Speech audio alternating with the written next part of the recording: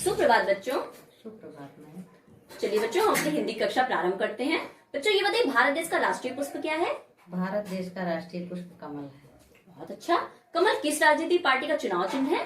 कमल Bharatiya Janata party का चुनाव चिन्ह है। बिल्कुल सही। मुझे भारतीय जनता पार्टी कुछ प्रमुख नेताओं के नाम बताइए। श्री नरेंद्र मोदी, योगी आदित्यनाथ। शाबाश। तो बच्चों, आज हम जो हमारे वर्तमान के राजनेताओं हैं और भारतीय वोटरों के मध्य संबंध पर प्रसिद्ध व्यंग्यकार शरद जोशी जी द्वारा रचित अत्यंत रोचक व्यंग्य का आनंद लेंगे, जिसका शीर्षक है जिसके हम मामा हैं।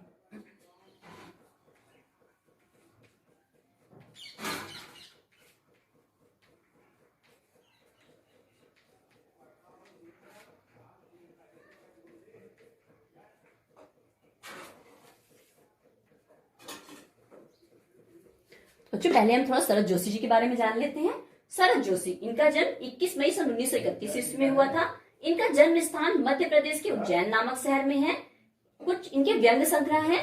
परिक्रमा, किसी बहाने, जीप पर सवार इल्लियां, राह किनारे बैठ, दूसरी सतह पर। इनकी मृत्यु 5 सितंबर सन 1991 ईस्वी में हुई थी।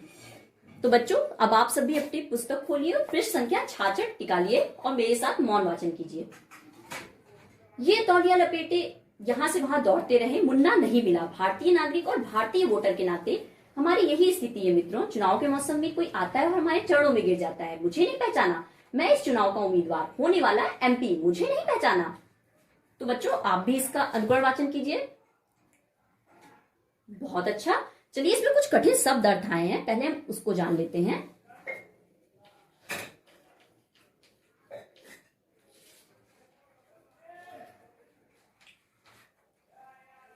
बच्चों मुझे बताइए, शख्स का क्या अर्थ होगा? व्यक्ति। सही। मुझे शख्स का कोई एक विलोम बताइए। शख्स का पर्यायवाची, सबके शख्स का पर्यायवाची बताइए मुझे आप। मानव। अच्छा।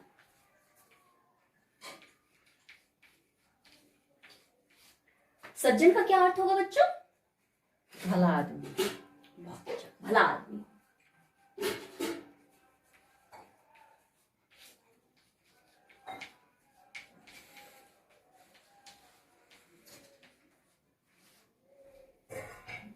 सज्जन का विलोम क्या होगा बच्चों? दुर्जन। बिल्कुल सही। बच्चों मुझे बताइए, प्रजातंत्र का अर्थ क्या होगा? जनता का शासन। बिल्कुल सही।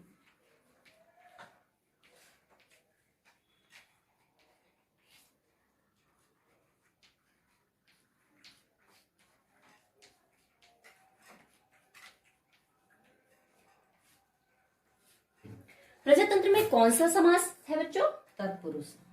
बिल्कुल सही। तो बच्चों, एक बार क्या होता है, एक भले आदमी वाराणसी जाते हैं। वो जैसे ही स्टेशन पर उतरते हैं, एक लड़का लपक कर आकर उनके चरण छू लेता है। मुझे आप ये बताइए, हम अपने माता जी के भाई को क्या कहकर संबोधित करते हैं? माता के भाई को मामा कहकर संबोधित करते हैं। बिल्कुल सही। तो वो जब उनके चरण स्पर्श करता है तो उन्हें क्या कहकर बुलाता है? मामा, मामा जी। अब वो भले आदमी सोचने लगते हैं ये कौन? तो मुन्ना वो कहता है, मामा जी आपने मुझे नहीं पहचाना, मैं मुन्ना। मामा जी भी कुछ देर सोचते हैं, फिर कहते हैं मुन्ना। फिर कहते हैं, अच्छा मुन्ना, तुम वाराणसी में क्या कर रहे हो? तो कहता है मामा जी, मुन्ना कहता है मामा जी आजकल मैं वाराणसी में ही रह रहा हूँ। मामा जी प्रसन्न हो जाते हैं, चलो वाराणसी घूमने के लिए मुझे कोई मिल गया। अब मामा जी वाराणसी घूमने के लिए उसके साथ निकल देते हैं। तो बच्चों आप मुझे ये बताइए, वाराणसी किन किन चीजों के लिए प्रसिद्ध है? वाराणसी मंदिरों और बनारसी साड़ियों के लिए प्रसिद्ध है। बिल्कुल सही। तो बच्चों मामा जी क्या करते हैं, अब मुन्ना के साथ कभी इस मंदिर जाते हैं, कभी उस मंदिर जाते हैं। फिर अंत में वो कहाँ पहुंचते हैं? घाट। वाराणसी अपने घाटों के लिए भी जाना जाता है। अंत में जब मामा जी घाट पहुंचते हैं तो घाट जैसे ही वो पहुंचते हैं, वो सोचते हैं चलो गंगा जी आए हैं तो गंगा जी में डुबकी लगा लें। और वो जब डुबकी लगाने के लिए जाते हैं और बाहर निकलते हैं तो क्या देखते हैं? उनका सामान गायब, उनके कपड़े गायब और मुन्ना भी गायब।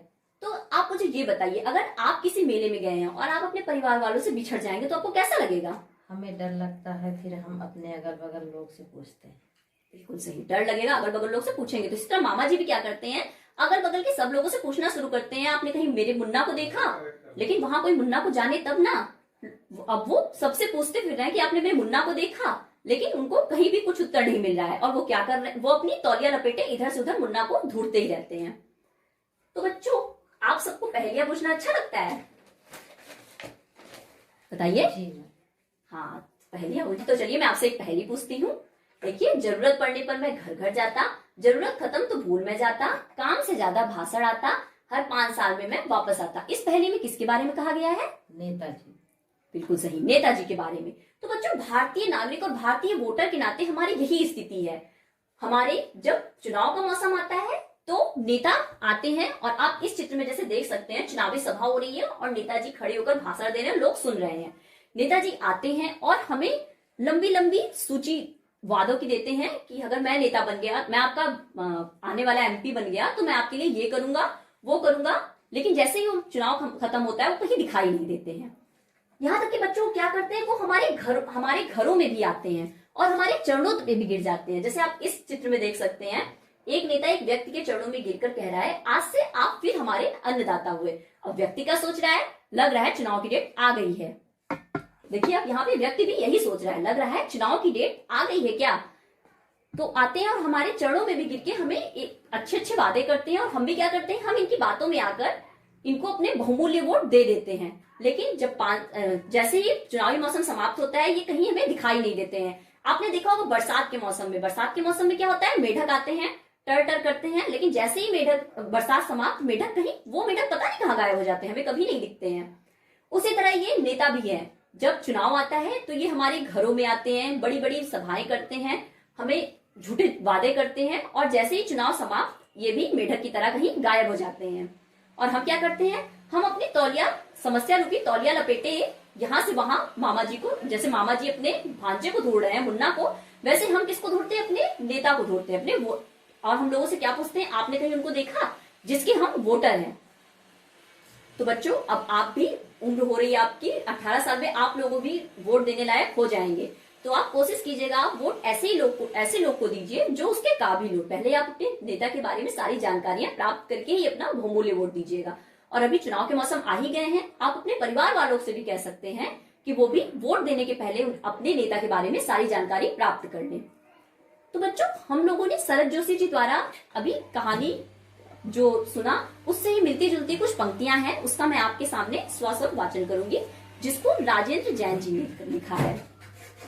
आने वाले हैं शिकारी मेरे गांव में, जनता है चिंता की मारी मेरे गांव में, फिर वही चौराहे होंगे, प्यासी आंख बिछाए होंगे, सपनों भीगी बातें होंगी, मीठी मीठी बातें होंगी, मालाएं पहनानी होंगी, फिर ताली बजवानी होगी, दिन को रात कहा जाएगा, दो को साथ कहा जाएगा, आने वाले हैं मदारी मेरे गांव में, जनता है चिंता की मारी मेरे गांव में। तो आपको कैसी लगी ये पंक्तियां? बहुत अच्छा, बहुत अच्छा। तो आपको मुझसे कुछ प्रश्न पूछने हैं? जी। कुछ प्रश्न पूछना है आपको मुझसे? नहीं पूछना है? चलिए फिर हम आप लोग अपनी पुस्तक बंद कर लीजिए, हम आपसे कुछ प्रश्न पूछेंगे, आप उसके हमें उत्तर। तो बच्चों, आज हम लोगों ने शरद जोशी जी द्वारा लिखित व्यंग्य जिसके हम मामा पर चर्चा की, जिसमें वर्तमान के राजनेताओं और भारतीय वोटरों पर सटीक व्यंग्य किया गया है।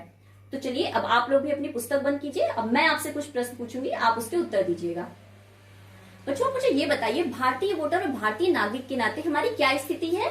भारतीय नागरिक और वोटर के नाते हमारी स्थिति उन सज्जन की तरह है जो वाराणसी में तौलिया लपेटे यहाँ से वहां दौड़ रहे। बिल्कुल सही, शाबाश, आपने बिल्कुल सही बताया। चलिए अब आप लोग अपना गृह कार्य लिख लीजिए।